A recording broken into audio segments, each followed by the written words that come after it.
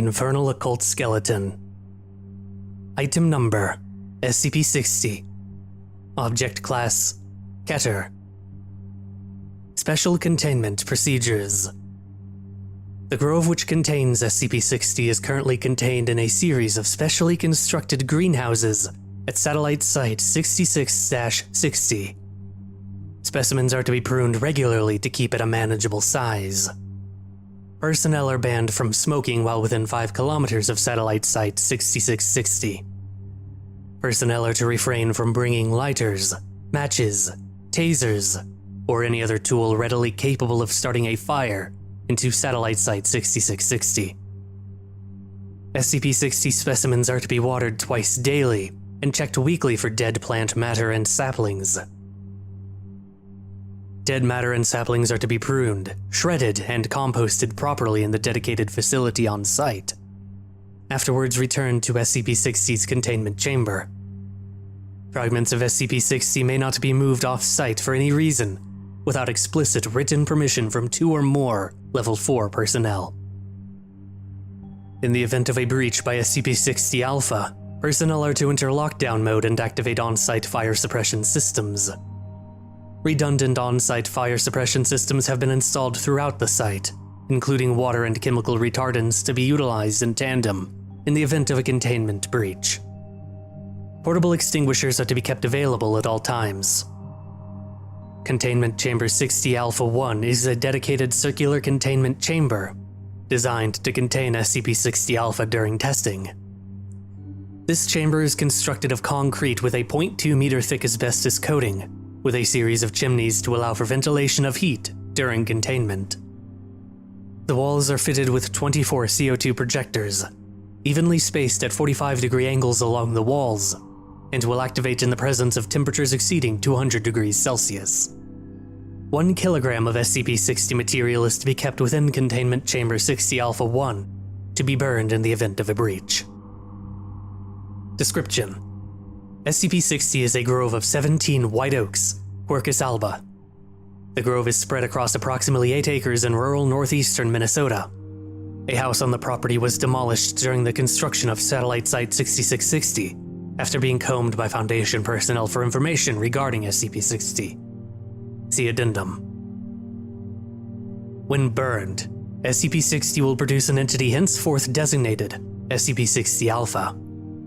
SCP-060 Alpha appears to be an animate adult human skeleton, standing approximately 2.3 meters tall and surrounded by bright white flames. SCP-060 Alpha initially burns at a temperature of approximately 1500 degrees Celsius, approximately 2330 degrees Fahrenheit, and will attempt to cause as much damage as possible when active. Burning as little as 20 grams of SCP-060 will cause SCP-060 Alpha to appear. Only 1 instance of SCP-060 Alpha will appear at any time. It is theorized that SCP-060 Alpha is a unique entity.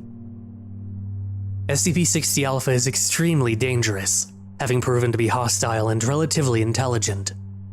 It appears to be a single recurring entity, showing a growing familiarity with Satellite Site 6660's layout over the course of several manifestations. When given the opportunity, it will throw itself bodily at flammable materials in an effort to cause damage, and assault personnel with a focus on grappling and strangulation. Additionally, it has proven capable of running at speeds of up to 80 kilometers per hour, 50 miles per hour, in short bursts, and leaping approximately 5 meters from a running start. Due to the extreme temperatures produced by 60 Alpha during the initial stages of manifestation, along with its physical capabilities, it is capable of causing large, uncontrolled fires and widespread property damage if left unchecked. SCP-060 Alpha appears to intentionally avoid burning SCP-060 when it becomes active. If SCP-060 Alpha is introduced to a high enough volume of water or other flame-retardant material over a short amount of time, it will begin to weaken to the point that it will collapse into dust. Collapse will occur suddenly with little warning. SCP-060 Alpha will continue to pose a threat up until its collapse. The volume of suppressive material required to subdue SCP-060 Alpha is markedly less than would be expected to quench a heat source of its intensity, with volumes of approximately 500 liters proving sufficient.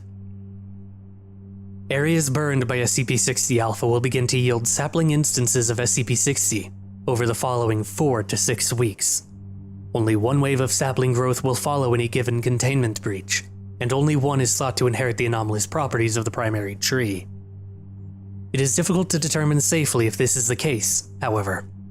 As such, containment protocols will assume all white oak trees that sprout within a reasonable distance of SCP-60 instances are assumed to be also 60.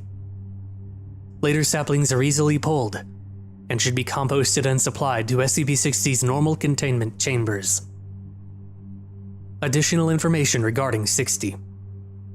The property containing SCP-60 contained a burned-out, secluded house upon Foundation acquisition. According to civilian sources, the house's previous owner was a Jonathan Corhill, who is reported to have been a somewhat solitary eccentric, with a tendency towards bitterness and nihilism. Mr. Corhill was reported as a missing person in late 1996, several months after having suddenly cut off all ties to family members and friends. The last person to have had contact with Jonathan Corhill was his brother Christopher via a telephone call. According to his brother, Corhill had developed an interest in the study of Victorian-era occultism. Furthermore, he reported that Jonathan Corhill had seemed normal up until the phone call, at which point he told Christopher never to contact him again.